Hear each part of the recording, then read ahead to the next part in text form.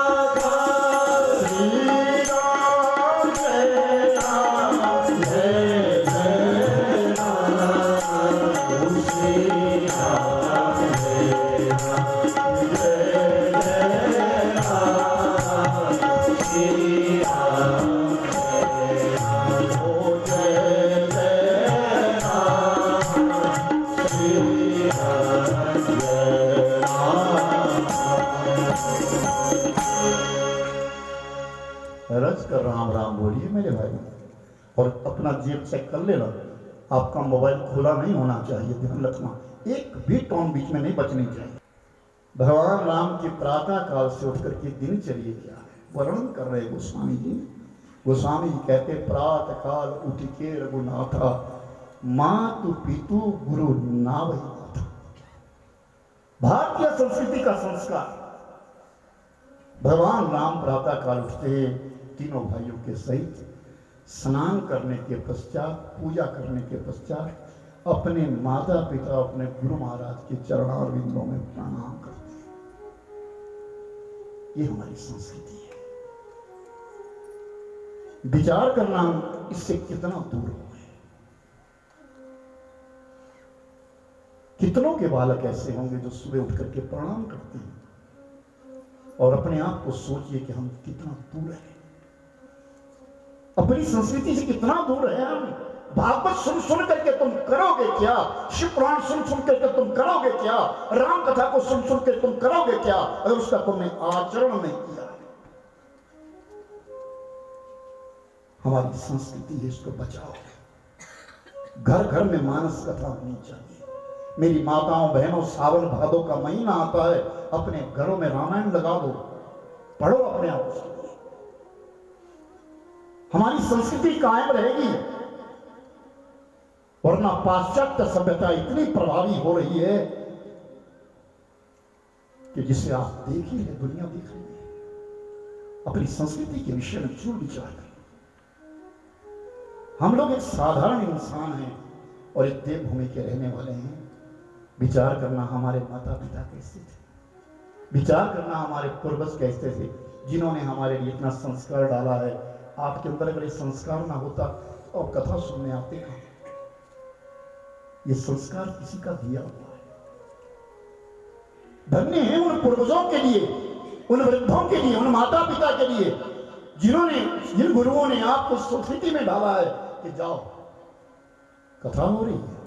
आज एक जोड़ा मंडी से आया कथा सुनने के लिए। कोई कहीं से आ रहे, कोई कहीं से आ रहे, कोई विकास नगर से आ रहे, छोटा चिंता से आ रहे, चारों तरफ से आ रहे लोग, बैंगलोर से लोग आ रहे। ये संस्कार दिया है, चाहे गुरु के माध्यम से पढ़ा है, चाहे माता पिता के माध्यम से पढ़ा है। चलो हम स्थान के ऊपर राम कथा हो रही है, हम कथा सुनेंगे। ये संस्कार प्रत्येक के अंदर होना चाहिए।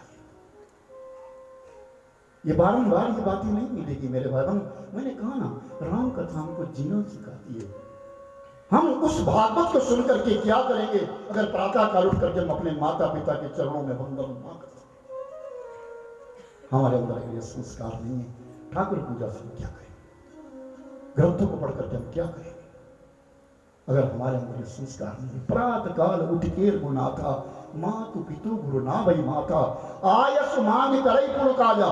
लौट करके आते हैं तो अपने पिता के साथ राज्य का काम देखते हैं कि राज्य में क्या करना है, क्या होना है।